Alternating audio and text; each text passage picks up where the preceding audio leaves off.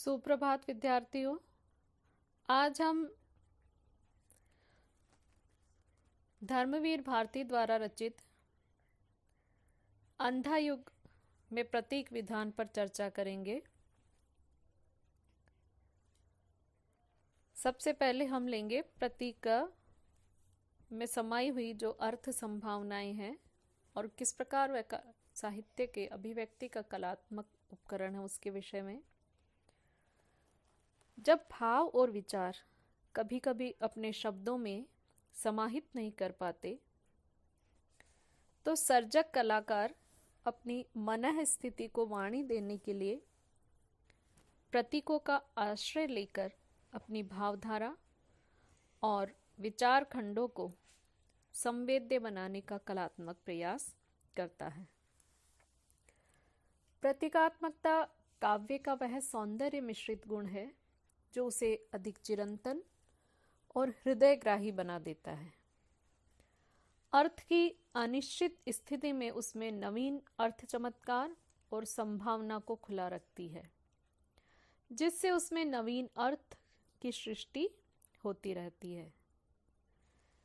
काव्य में प्रतीक निर्माण की अनिवार्यता तथा महत्व की ओर संकेत करते हुए अज्ञे ने आत्मने पद में लिखा है कि कोई भी स्वस्थ काव्य साहित्य प्रतीकों की नए प्रतीकों की सृष्टि करता है और जब ऐसा करना बंद कर देता है तब जड़ हो जाता है।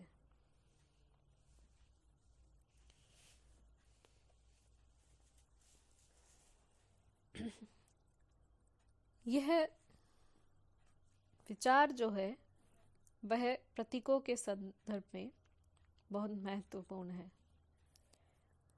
बाह्य घटनाओं की अपेक्षा साहित्यकार का ध्यान सामाजिक व्यवस्था द्वारा उद्भूत जटिल रागात्मक स्थितियों और उनसे उत्पन्न होने वाली विषमताओं, विकृतियों तथा असंतुलन पर केंद्रित रहता है और वह उन्हीं का परिहार एवं परिष्कार करता है।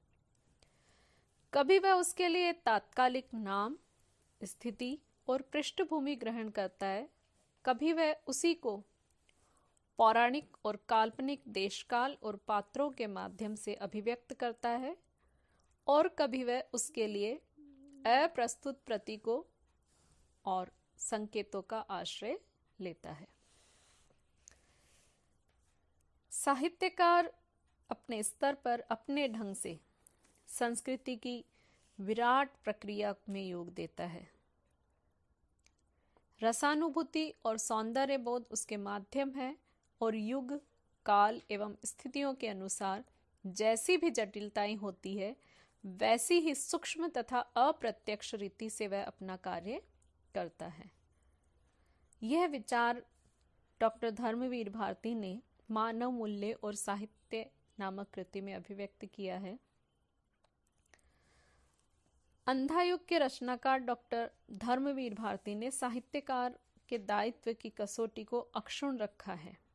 उन्होंने पौराणिक कथा प्रतीकों को माध्यम बनाकर आज के समाज में व्याप्त कुंठा, निराशा, विकृतियों की ऐंठन और टूटन, विषमताओं से उत्पन्न व्यक्तित्व को विघटित करने वाली मनोवृत्तियां, असामाजिक स्थितियों के चरम त्रास, द्वंद्व और असंतुलन आदि को चित्रित कर उसके परिहार, परिष्कार को रूपायित करने की चेष्टा की है, जिसमें प्रतीकों के माध्यम से युग सत्य को प्रस्तुत किया गया है।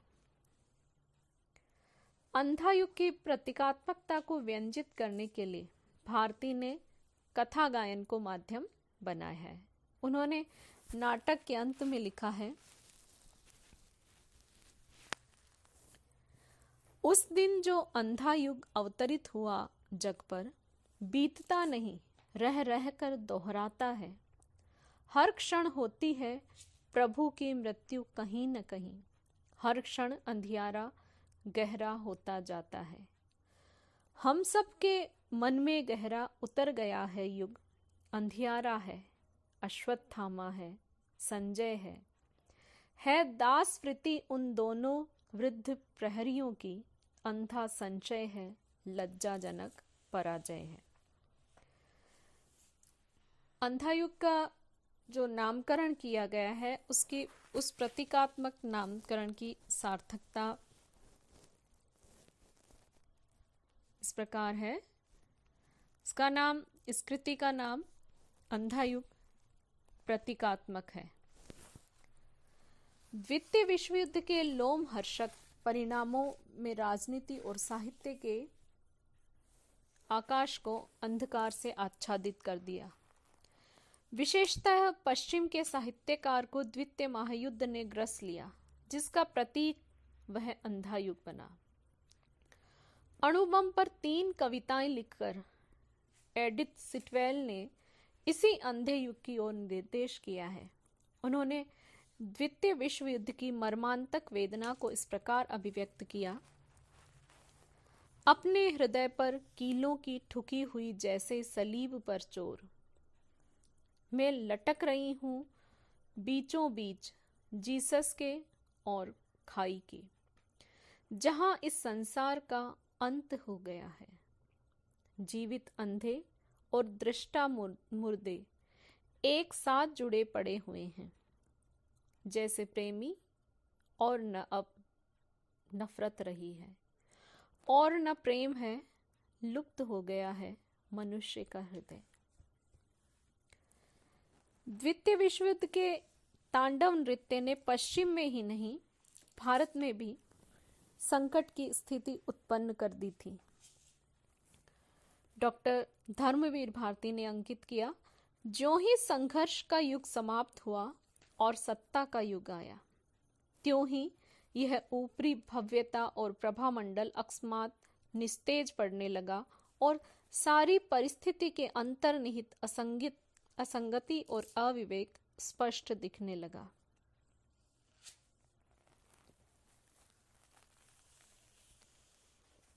आज भी भारत में शासन सत्ता कुछ अनोखे ही रूप में हमारे समक्ष प्रस्तुत कर रही है। इस प्रकार संकट की स्थिति में तिमिराच्छादित और अनिश्चय की स्थिति रूपी घनघोर घटाओं से दोलायमान आज क्या देश क्या विदेश साहित्य राजनीति का प्रतीक है अंधायुग। अंधायुग की उद्घोषणा में इसी तथ्य को परिलक्षित किया गया है। धर्म अर्थ ह्रासोन्मुख होंगे, क्षय होगा धीरे धीरे सारी धरती का।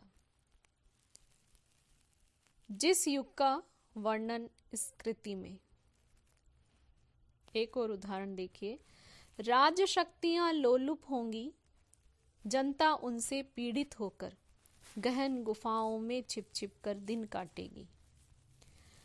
आज के जटिल जीवन में मनुष्य इसी तरह जी रहा है। उसकी अंतरात्मा मनोवृत्ति चरम त्रास और द्वंद्व में परिणत ही पाती है। उसकी आत्मा जर्जर और विकृत हो गई है। युद्धोपरांत यह अंधा युग अवतरित हुआ, जिसमें स्थितियां, मनोवृत्तियां, आत्माएं सब विकृत हैं एक बहुत पतली डोरी मर्यादा की, वह भी उलझी है दोनों पक्षों में। इस प्रकार महाभारत का अंधा युग स्वतः ही आज के पश्चिम और भारतीय साहित्य तथा राजनीतिक विषमता के प्रतीक का मूर्त रूप धारण कर लेता है। इसका अगला बिंदु हम लेंगे कथात्मक प्रतीकात्मकता। डॉक्टर भारती के अनुसार इस कृति में अंधों को माध्यम बनाकर युग की ज्योति की कथा कही गई है। इसकी विषय वस्तु महाभारत के विनाशक भयंकर नरसंहारक युद्ध के उत्तरार्ध की कथा को लेकर युद्धोत्तर स्थिति के लोमहर्षक दुष्परिणामों के परिप्रेक्ष्य में अनेक व्यापक समस्याओं पर प्रकाश डाला है। मानसिक संत्रास, द्वंद्व, अनाचार, अमर्यादा, टूटन, विघटन और अनास्था से युक्त वह संपूर्ण युग ही अंधत्व से शापित था ग्रसित था। मात्र कृष्ण ही वह व्यक्ति थे जो अपनी प्रबुद्धता और युग चेतना से विकृतियों से उलझी मर्यादा की पतली डोर को सुलझा सकते थे। चिंतन और संघर्ष के उपरांत भी इस कृति में घटनाओं की विभिन्नता नहीं है। दुर्योधन की पराजय, युधिष्ठिर के अर्ध सत्य से द्रोण की अमानुषिक हत्या और उससे उत्पन्न अश्वत्थामा की विकृत मनोग्रंथियां, भीम और दुर्योधन का अंतिम निर्णायक युद्ध, दारुण प्रतिहिंसा से पीड़ित अश्वत्थामा द्वारा द्रौपदी के 5 पुत्रों की हत्या, युयुत्सु का आत्महत्या की क्रोध में विश्रांति पाना, कृष्ण गांधारी वार्तालाप तथा कृष्ण की मृत्यु आदि घटनाएं एक के बाद एक अपना क्रम बनाती चली जाती हैं। संपूर्ण कथानक की बनावट कुछ इस प्रकार की गई है कि वह बराबर एक तान और गतिशील रहता है। ये अंधायुग के कथानक के विषय में कृष्ण सिंघल ने अपने विचार व्यक्त किए हैं। संपूर्ण अंधायुग की कथा में इस महायुद्ध की पाशविक विभीषिका से आतंकित त्रस्त मानवता को अंधे युग के महासमर रूपी दर्पण में अपना ही प्रतिबिंब दिखलाई पड़ता है। अंधायुग की कलात्मक अन्विति और गतिशीलता में लक्ष्य को बेधने का निरंतर वेग ही नहीं, प्रतीकात्मकता का सशक्त व प्रखर आग्रह भी है। अंधायुग की कथा प्रत्येक महासमर के उपरांत किसी भी युद्ध संस्कृति, अमानवीय विकृत मूल्यों, विकलांग, कुंठित और जीर्ण शीर्ण, क्षत विक्षत, घायल तन्मन कथा की प्रतीकात्मक